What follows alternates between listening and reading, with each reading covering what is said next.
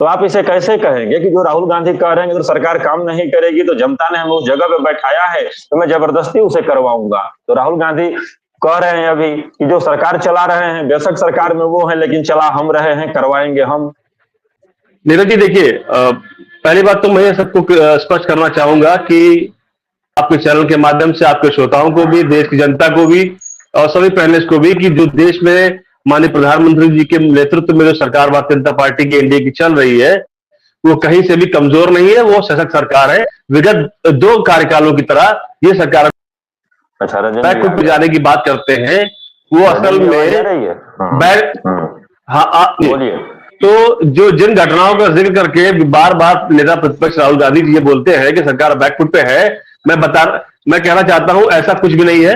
जैसे कि वक्फ board bill की बात आप करें तो जेपीसी में डाला गया, तो जेपीसी में इसलिए डाला गया क्योंकि हमारे जो सहयोगी दल थे उनकी तरफ से भी कुछ सुझाव आए, और विपक्ष जो पिछले कार्यकालों में बार बार ये आरोप लगाता था कि हमारी बात सुनी नहीं जाती है, हमारे विचारों का ध्यान नहीं रखा जाता है, हमसे राय मशवरा नहीं किया जाता है, तो इसलिए जेपीसी में डाला गया है ताकि विपक्ष की भी आवाज पूरी तरीके से वहां पर सुनी जाए और विपक्ष की जो भी शंकाएं हैं उनका समाधान करके उसके बाद में शीतकाल सत्र में पहले सप्ताह में उसको पास करके दे दिया जाएगा। ये पहली बात हो गई। दूसरी बात, लेटरल एंट्री की बात जो आपने कही, तो लेटरल एंट्री का जब प्रस्ताव आया तो माननीय प्रधानमंत्री जी ने उसको वापस करने का काम इसलिए किया ताकि उसमें भी अगर कोई विसंगतियां हैं तो उसको दूर करके तब काम किया जाए। तो ये सब कहना कि सरकार रीना जी के पास। हाँ रजन जी बोलिए। मेरा जी पूजा जी ने 2-3 बातें, ये शोर बहुत अच्छा, ठीक, पूजा जी ने 2-3 बातें कही, मैं उसका इनको जवाब देना चाहता हूं। जैसा कि एक विषय उन्होंने उठाया कि जातिगत जनगणना के बारे में पार्टी का क्या विचार है। मैं आपको बहुत खुले हृदय से बताना चाहता हूं कि जातिगत जनगणना जब बिहार में हुई थी उसका समर्थन भारतीय जनता पार्टी ने किया था, तब जातिगत जनगणना वहां पे हुई थी, जातिगत सर्वे हुआ था। और जातिगत जनगणना के बारे में विचार आपके, हमारे और सबके अलग अलग हो सकते हैं। रजन जी, मेरा ही मानना है। नमस्कार रजन जी, रुकिए। जब बिहार में, अगर सुन लीजिए, अगर बिहार में भारतीय जनता पार्टी सपोर्ट करी होती तो कोर्ट में ले जाने की नौबत ही नहीं आती। कंटिन्यू करिए। सुन तो नीरज जी, अब मेरा कहना यह है कि जातिगत जनगणना होनी चाहिए, लेकिन जातिगत जनगणना समाज के सामने रखी जाएगी और किस स्वरूप में रखी जाएगी उसके आंकड़े सरकार के लिए ज्यादा कारगर है कि जनता के बीच में रखने से ज्यादा उसका काम बनेगा, इस पे विचार होना चाहिए और इस पे पार्टी विचार कर रही है। जब ये मंथन पूरा हो जाएगा कि हमको जनता के सामने रखना है, कि सरकार के सामने रख करके उस पर नीतियां बना करके जनता को लाभान्वित करना है, उसके बाद हम इस पे आगे बढ़ेंगे। दूसरी बात, जैसे आपने अभी इन्होंने कहा यूसीसी पे बैकफुट पे नहीं गए, यूसीसी पे काम हो रहा है, यूसीसी का बिल सामने आएगा आपके। और आपने नजूल की बात कही कि वो स्टैंडिंग कमेटी में चला गया, वहां वक्फ बोर्ड चला गया जेपीसी में।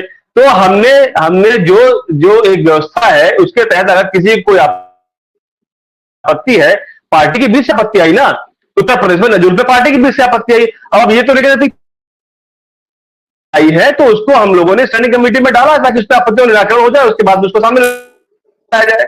तीसरी बात, जो आपने सुप्रीम कोर्ट की बात कही कि क्रीमी लेयर वाले काम किया, और सुप्रीम कोर्ट का ये काम नहीं है, तो मैं आपकी जानकारी के लिए बताना चाहता हूं कि सुप्रीम कोर्ट ने क्रीमी लेयर नहीं बनाई है। सुप्रीम कोर्ट ने एक अपना ऑब्जर्वेशन दिया है कि क्यों ना SC/ST कम्युनिटीज में जो रिजर्वेशन मिल रहा है उनमें जो कम्युनिटीज या जो लोग विशेष तौर पर उसमें लाभान्वित हो चुके हैं उनको क्रीमी लेयर में डाल करके जो बाकी वंचित लोग हैं उनको लाभ दिया जाए। इसमें क्या बुराई है, क्या गलत कहा सुप्रीम कोर्ट ने जो कहा बिल्कुल सही कहा, लेकिन इसके विरोध में आपकी पीडीए के तमाम सारे लोग, आपकी इंडिया गठबंधन के बहुत सारे लोग और हमारी पार्टी के भी लोग, मैं नहीं कहता इसके बारे में कि वो नहीं कहते, लेकिन वो लोग जो नेता स्थापित हो चुके हैं, वो लोग जो IAS बन चुके हैं, वो लोग जो SDM बन चुके हैं, वो रजन जी नेटवर्क इशू की वजह से निकल लिए और डॉक्टर अबरर मलिक भी हम लोगों के बीच में आ गए। कल मैं आपको कहता हूं, चलिए अब रजन भाई भी आ गए हैं, बहुत देर से यह ट्रेवल कर रहे थे। रजन भाई रुक जाइए। दलित चिंतक, दलित प्रोधा, दलितों का उत्थान करने वाले सर्वमान्य नेता हमारे माननीय काशीराम जी का जो वक्तव्य जिसका आप बार बार जिक्र कर रहे हैं, वो मुझे लगता है कि वो उस कालखंड के दौरान उस समय ज्यादा सार्थक था, ज्यादा चरितार्थ था, जब उस समय ऐसी सरकारें हुआ करती थी जो मिलजुल करके ही बन पाती थी। और जब सरकार मजबूर होती है तो नीरज जी, ये मैं इस बात को बहुत मुख्य तौर से इसको रेखांकित करना चाहता हूं कि मजबूर सरकारें जब होती है वो उससे लोक लुभावन काम करती है। लोक लुभावन से मतलब है कि जहां पर देश की आधी से ज्यादा आबादी गैर शिक्षित है तो उसको सिर्फ वो चीजें पसंद आएंगी जो उसको उनको तात्कालिक लाभ देती हो। तो मुझे लगता है कि आज हम जिस कालखंड में चल रहे हैं, देश जिस राह पे चल रहा है, तरक्की के रास्ते पर हम लोग आगे अग्रसर है, तीसरी अर्थव्यवस्था बनने जा रहे हैं, तो मुझे लगता है कि इस समय मजबूर नहीं बल्कि मजबूत अर्थव्यवस्था के लिए मजबूत सरकारों की आवश्यकता है। नीरज जी, बिल्कुल आपकी बात से मैं इत्तेफाक रखता हूं जो आप कह रहे हैं कि सरकार मजबूत विपक्ष हो और अगर मजबूत सरकार होगी तो निरंकुश होने लग जाएगी। मैं बिल्कुल आपकी बात से इत्तेफाक रखता हूँ कि ऐसी सरकारें निरंकुश हो सकती है, लेकिन माननीय प्रधानमंत्री श्रीमान मोदी जी के जो नेतृत्व में सरकार चल रही है वो ना निरंकुश थी, ना है, ना आगे ऐसी कोई संभावना है। वो देश हित के लिए काम कर रहे हैं। और रही बात विपक्ष के मजबूत होने की, तो विगत 2 कार्यकालों में, दोनों पंचवर्षीय में भारतीय जनता पार्टी ने विपक्ष को मजबूत होने से नहीं रोका था। विपक्ष को मजबूत होने से रोका था इस देश की महामहिम जनता ने। उन्होंने जनादेश नहीं दिया था, इसलिए विपक्ष अब बहुत कमजोर था। आज विपक्ष कुछ बेहतर स्थिति में जरूर है, लेकिन मैं बार बार इस बात को दोहराता रहा हूं और इस अपनी देश की जनता से कहना चाहता हूं, बताना चाहता हूं, सभी पैनलिस्ट को बताना चाहता हूं कि जिस प्रदर्शन को बहुत महिमा मंडित करके बखान किया जा रहा है कि राहुल गांधी ने छत्ते फाड़ दिए हैं, अब आसमान में तीर चला दिया, आसमान में बादल चीर दिए हैं, मैं उनको बताना चाहता हूं कि राहुल गांधी जी का जो सर्वोत्तम प्रदर्शन है इस बार का वो 99 सीट का है। और आदरणीय श्रीमती स्वर्गीय इंदिरा गांधी जी का जो न्यूनतम प्रदर्शन था वो 154 सीट का था। जब उनकी तीसरी बार जिसमें कहा जा रहा था कि सबसे खराब प्रदर्शन कांग्रेस का है, उसमें भी श्रीमती इंदिरा गांधी जी 154 सीटें लेकर के आई थी। और जिस प्रदर्शन को यह कहा जा रहा है कि राहुल गांधी जी के नेतृत्व में विपक्ष बहुत मजबूत हो गया है, बिल्कुल शक्तिमान हो गया है, उसमें भी इनके पास 99 सीटें हैं। तो मैं खैर ये जो भी दिया है, जो भी जनादेश है उनके पास जनता ने दिया है 99 सीटों पे, उनको जनता लेकर के आई है। अच्छी बात होगी कि और आगे चले जाए, और अच्छी बात होगी कि उनका काम डिपेंड करेगा, उनका काम निर्धारित करेगा कि वो आगे जाते हैं पीछे बढ़ते, 99 से वो 150 पे जाते हैं, फिर 99 से 9 पे आ जाते हैं, ये तो उनका काम दिखाएगा। मजबूत विपक्ष होने का पक्षधर हम भी है, लेकिन मजबूत विपक्ष होने के साथ में आपको विपक्ष की जिम्मेदारी को भी निर्वहन करना चाहिए। आप विपक्ष में जनता के मुद्दों को उठाइए, सत्ता से जो गलतियां हो, जो उनके ऐसे निर्णय हो जो व्यापक जनहित में ना हो, उनको रेखांकित कीजिए। सिर्फ आपको संसद में चिल्लाने के लिए सर्टिफिकेट नहीं मिला है। संसद सदस्य की मान्यता, संसद सदस्य का आपको सदस्य बनाया गया है, उसका सर्टिफिकेट आपको दिया गया है जीत का, तो ये सिर्फ चिल्लाने के नहीं दिया गया है। आप संसद में सदन में खड़े होइए तो मुद्दों का चयन करिए, मुद्दों का चयन करके सही शब्दों का चयन करके भी सही शब्दों का भी चयन करिए, और सही शब्दों का चयन करने के बाद में उन पर बहस करिए। बहस करके जनता देखे कि आप जनता की बात किस तरीके से कर रहे हैं। और राहुल गांधी जी के बारे में मैं आपको एक बात बता दूं, अभी आने वाले चुनाव जो कश्मीर में होने जा रहे हैं, ये पूरा देश देख रहा है कि कश्मीर में इंडियन नेशनल कांग्रेस के साथ जो नेशनल कांफ्रेंस के साथ में आईएनसी ने गठबंधन किया है, वो किसने गठबंधन किया है? लेकिन माननीय राहुल गांधी जी ने उस नेशनल कांफ्रेंस के साथ में गठबंधन किया है जो नेशनल कांफ्रेंस हटाने की कार्रवाई करती है। वो नेशनल कांफ्रेंस जो बुरहान बानी जैसे आतंकवादी युवकों के मुद्दों को सरकारी नौकरियों में आरक्षण देने की बात करती है, उसके साथ समर्थन करते हैं, उसके साथ गठबंधन करते हैं। ये वो उस नेशनल कांफ्रेंस साथ गठबंधन करते हैं जो पत्थरबाजी सरकारी नौकरियों की बात करती है। तो इससे ये जाहिर होता है कि सांसद राहुल गांधी जी की मानसिकता किस प्रकार की है, देश को किस प्रकार से विखंडित करना चाहते हैं, देश को किस प्रकार से तोड़ना चाहते हैं, इससे उनकी मानसिकता जाहिर होती है।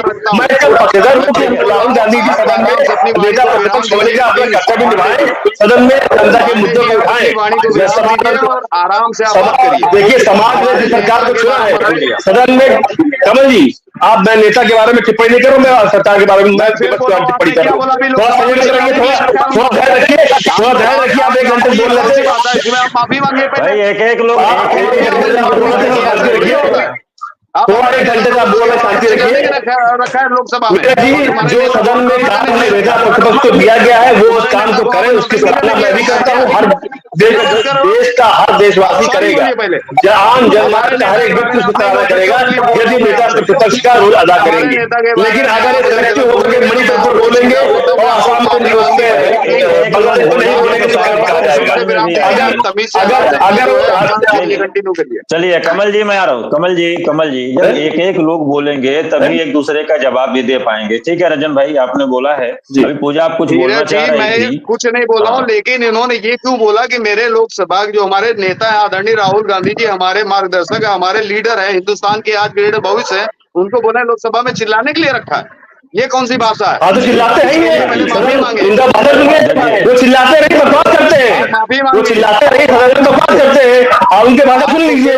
समय निकाल के कमल जी समय, अरे माफी आप मांगिए, माफी आप मांगिए। देश की जनता से आपने ऐसे दोनों लोग जनता से माफी आप मांगिए। कमल जी आप अपने जनता से माफी मांगिए कि आपने ऐसे व्यक्ति को सदन है, सदन में जनता की बात सुन रहा है, रंजन भाई दोनों ऐसे व्यक्ति को जो हिंदू को, ऐसे व्यक्ति को जो सारे हिंदुओं को हिंसक बोलता है, मैं उसकी भर्त्सना करता हूँ। कमल जी आपको अपने कर रही है, समझ में आया आपको? माफी आप मांगिए। जो हिंदुत्व को सामूहिक तौर पर हिंदू को हिंसक कहता हो, तो मैं उसके लिए माफी नहीं मांगता। बिल्कुल। पूजा जी बीएसयू की घटना का जिक्र आप कर रही हैं, आज जिस प्रकार की बीएसयू घटना का आप जिक्र कर रही है, वैसे आपने मंगेश यादव को भी नाम दे दिया होता, मंगेश यादव को नाम दे दिया होता, जिसको लाल बिहारी यादव आपके नेता मिलने गए थे। ठीक है, आपके नेता लाल बिहारी यादव उनसे मिलने गए थे, उनका महिमामंडन करने गए थे। आवाज जो है मंगेश यादव जो कुख्यात अपराधी है, 1 लाख का इनामी बदमाश, उसके सम्मान में जुलूस निकाला गया है, आज जुलूस निकाला गया है, उसका भी जिक्र कर लीजिए।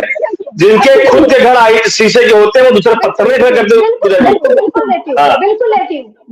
आप चोरी डकैती से बड़ा अपराध रेप को मानती है, तो मोहित खान का नाम ले लीजिए, तो नवाब सिंह का नाम ले लीजिए, तो सलमान का नाम ले लीजिए, शहबान का नाम ले लीजिए, अयोध्या में क्या बलात्कार किया था, जिसका एनकाउंटर हुआ है, उसका नाम ले लीजिए। आप जस्टिफाई नहीं कर सकती है, आप इस तरह की घटनाओं को जस्टिफाई नहीं कर सकते जाति के नाम पर। आपके मोहित खान, आपका शहबान, आपका सलमान, आपका राशिद खान, इन चारों का नाम भी ले लीजिए। अयोध्या के चारों ने इनका नाम लीजिए। अभी ये पिछले 1 हफ्ते घटना है नीरज जी, आपने न्यूज में देखी होंगी। मोहित खान का तो आप जान ही रहे हैं, शहबान का और सलमान का, ये दोनों जो है रेप के आरोपी है। एक 26 अगस्त को रेप किया था और एक का एनकाउंटर हुआ है। ये दोनों ये तो सपा के लोग हैं, समाजवादी पार्टी के लोग हैं। जिक्र कर लीजिए सेलेक्टिव के बाद क्या करिए, ये नेशनल डिबेट है, सेलेक्टिव के बाद प्रत्येक जनता आपको भी देखती है।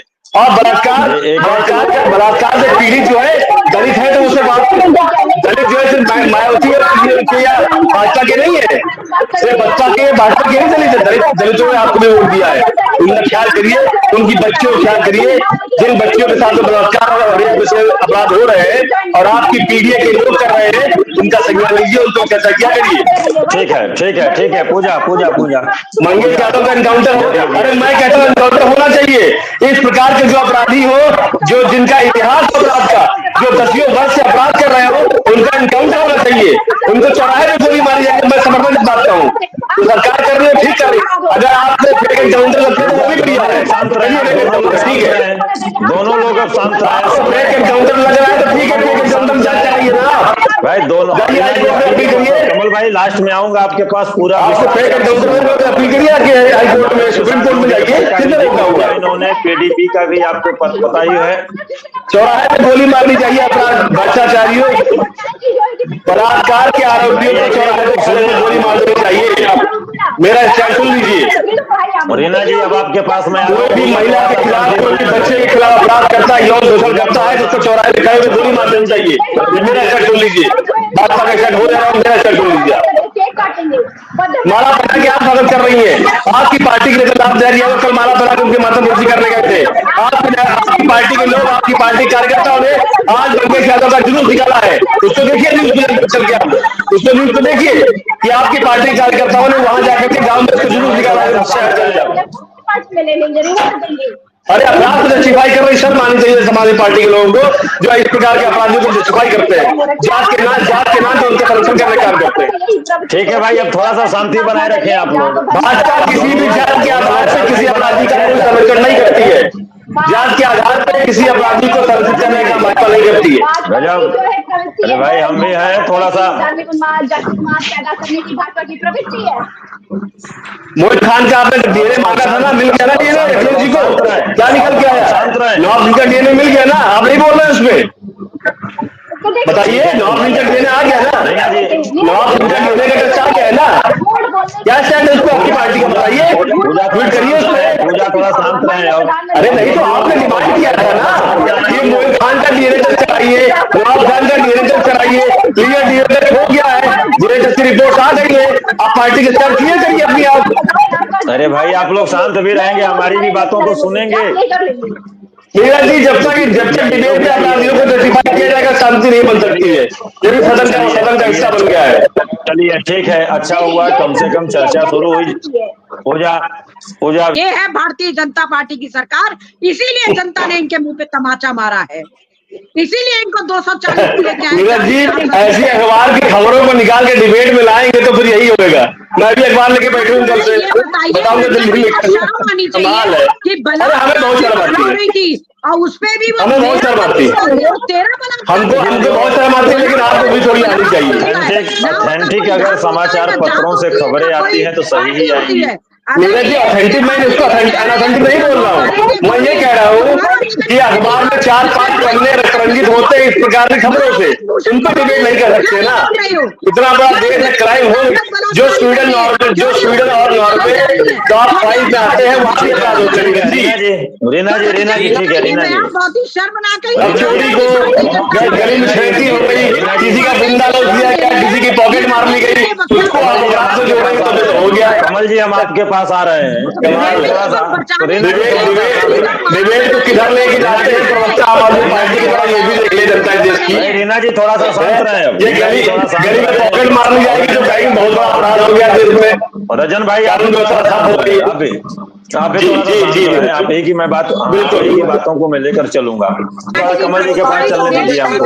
अरे भाई पैसा बहुत है, 300 करोड़ रुपया है उनके पास भाई, बहुत डॉक्टर होता है, कुछ जनता वाली बात नहीं है। अरे भाई आप लोग थोड़ा सा बहुत है वहाँ पे, डॉक्टर बहुत सारे उपलब्ध हो जाएंगे, चार्जर बाइक से आ जाएंगे, कोई चिंता की बात नहीं है।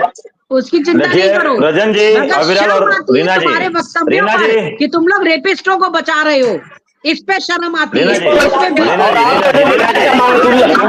विधायक दिल्ली का अमातुल्ला खान है, उसने किसका रेप किया जरा देख लीजिए। आप थोड़ा सा रुकेंगे। दिल्ली का आम आदमी पार्टी का विधायक है, उसने किसका रेप किया ये चेक कर लीजिए। ध्यान में दीजिए आप लोग। रजन जी और अविरल रीना, वो स्वार्थ की आवश्यकता है कमल जी, जहाँ आपका स्वार्थ हित हो रहा है वहाँ गठबंधन कर लेंगे, जहाँ स्वार्थ हित गठबंधन नहीं करेंगे। आप भी बोल रहे थे कमल जी, अब तो फिर झेलना पड़ेगा आपको, मुझे आप भी बोल रहे थे मेरे बीच में, आप बोलने की पद्धति डालेंगे तो फिर झेलना पड़ेगा। देखिए 2 साल है, जैसे को बोलने दीजिए। सुनिए, आप मेरे बीच में बोले पांडे जी, पूरी बात तो मेरी भी पूरी कहानी थी, आप बीच में बोलने लगे थे। ऐसे नहीं करते, ऐसे आप डिस्टर्ब करेंगे दूसरे को तो झेलने के तैयार नहीं करते हैं। पांडे जी आपने शुरुआत की थी, मैं थोड़ी कर रहा हूँ। मैंने कहा ऐसा किया था भाई, शुरुआत तो आपने करी थी, इस परंपरा की शुरुआत तो आपने करी थी। आप ही मेरे पीछे बोल करके आपने परंपरा की शुरुआत की थी। नीरज जी, मैं आपके चैनल पे इस समय शपथ पूर्वक ये बात बोलता हूँ कि अगर इनकी बात की बात जो उन्होंने बात कही ना, मैं शपथ पूर्वक आपके चैनल के माध्यम से जनता के सामने, जनता को साक्षी मान के बात बोल रहा हूँ कि अगर कोई भी पहले पीछे की इतिहास की बात ना करके वर्तमान की बात करेगा तो मैं एक भी वक्तव्य जो है वर्तमान से हट के नहीं दूंगा। एक भी घटना का उदाहरण मैं इतिहास से उठा करके नहीं दूंगा, मैं आज की बात करूंगा। अपने इनसे पहले से बोलिए कि इनके हिम्मत है आपकी बात करने की। रुकिए रजन भाई, रजन भाई, कमल जी 1 मिनट। आप आज के बारे में बात कीजिए, मैं आज के बारे में बात करूंगा। कमल जी आप आज के बारे में बात कीजिए, मैं आज के बारे में बात करूंगा। अरे भाई रजन भाई, आप बात सुनेंगे? आप थोड़ा सा तसल्ली पूर्वक सुन लीजिए, 1 मिनट ये बोलते हैं, फिर 30 सेकंड सबके यहाँ देकर शो का समापन कर लिया जाएगा। समय बहुत ज्यादा हो चुका है, अपने आखिरी पड़ाव से भी आधा घंटा ज्यादा जा चुका है समय। से ऊपर हरियाणा में 0 सीट, जम्मू कश्मीर में 0 सीट, महाराष्ट्र में खाता नहीं खुलेगा, झारखंड में आप कुछ नहीं कर पाओगे। ठीक है रजन जी, 30 सेकंड, ज्यादा समय मत लीजिएगा, 30 सेकंड, क्योंकि आज सबसे ज्यादा ओवर चला गया हम लोगों का। बोलिए। आज रिकॉर्ड बनाया नीरज जी, आपके शो ने रिकॉर्ड बनाया आपकी तरह। 1 घंटा 29 मिनट कुछ सेकंड का था, लेकिन 1 घंटा 30 मिनट से ऊपर हो गया। आप जल्दी बोलिए, 30 सेकंड, क्योंकि पूजा के बाद फिर रीना जी के यहाँ समापन करें। मीरा जी, जैसा कि मैंने पहले भी कहा, मैं फिर से वही बात दोहराता हूं कि जो ये कह रहे हैं कमल भाई कि दिल्ली में हम नेहरू जी की आलोचना करते हैं, उत्तर प्रदेश में समाजवादी पार्टी की आलोचना करते हैं, तो मैं आपसे निवेदन करना चाहता हूं कि कल से बसपा के प्रवक्ता को बैठा लीजिएगा, मैं उसकी भी आलोचना करके बता दूंगा कि उन्होंने क्या गलतियां करी है। और जो ये बार बार बात करते हैं कि कल की बात ना करो, परसों की बात, अरे भैया ये तो बात मैं ही कहता रहा हूँ हमेशा कि कल की बात ना करो, आज की बात करो। मैं फिर से वो बात दोहरा रहा हूँ, अभी तो डिबेट में उलझ गई थी बात, मैं फिर से बात कह रहा हूँ, आप लोग जिस दिन पीछे की बातें करना छोड़ देंगे, आप लोग इतिहास की बातें करना छोड़ देंगे, मैं आपको वादा करता हूं, मैं शपथ लेता हूं कि मैं पीछे की बात ही नहीं करूंगा। मैं एक भी अखिलेश जी की गलती को उठाऊंगा नहीं, मैं एक भी कांग्रेस की गलती की बात नहीं करूंगा, मैं एक बात भी इंदिरा गांधी की बात नहीं करूंगा। आप आज की बात करिए, आज की बात करने की हिम्मत आपके अंदर नहीं है, क्योंकि आज की बात आप कांग्रेस की करेंगे तो मैं कर्नाटक में सवाल आपसे पूछूंगा, आप आज की बात करेंगे तो मैं तेलंगाना में सवाल आपसे पूछूंगा, आप आज की बात करेंगे तो मैं आपसे जहां जहां तक जाने उनसे बात करूंगा, आप आज की बात करेंगे तो दिल्ली की बात करूंगा। रंजन जी बिल्कुल, इसमें एक विसंगति है, इसमें एक विसंगति इसमें है, मैं बता देना चाहता हूँ, एक विसंगति इसमें है, जो रीना जी 10 सेकंड रुक जाइए, रीना जी इसमें एक विसंगति आ सकती है। रीना जी भाई रुकिए, रीना जी इनके नंबर में बोल रहे हैं तो 30 सेकंड पूरा नहीं हो पाएगा इनका, एक विसंगति इसमें भाई रीना जी करा ना, तो मैंने बताया अभी बोलने नहीं, बोल नहीं पाएंगे रीना जी, 30 सेकंड नहीं कर पाएंगे। एक विसंगति इसमें यह आ सकती है कि चलो कांग्रेस को तो मौका मिलता रहेगा, एक विसंगति इसमें यह आ सकती है कि आज की बात में अखिलेश जी कैसे करें, पूजा जी आज के बारे में क्या बताएंगी, और आने वाले भविष्य में यह हो सकता है कि आम आदमी पार्टी भी क्या बताए, क्योंकि इनकी सरकार में जाने वाली दिल्ली, तो ये क्या बताएंगी, तो फिर हमको तो कांग्रेस और भाजपा दो ही लोग बैठेंगे, तो हम कमल जी और हमारे बीच में डिबेट होगी। ठीक है, चलिए रुकिए, अब रुक जाइए, चलिए भाई रीना जी आपके पास हमारे हैं, रीना जी आपके पास हमारे हैं भाई। देश की जनता किसको प्यार दे रही है, देश की जनता ने दिखा दिया है, 240 सीटें देने के बाद में देश की जनता ने माननीय प्रधानमंत्री मोदी जी को तीसरे प्रधानमंत्री बनाया है।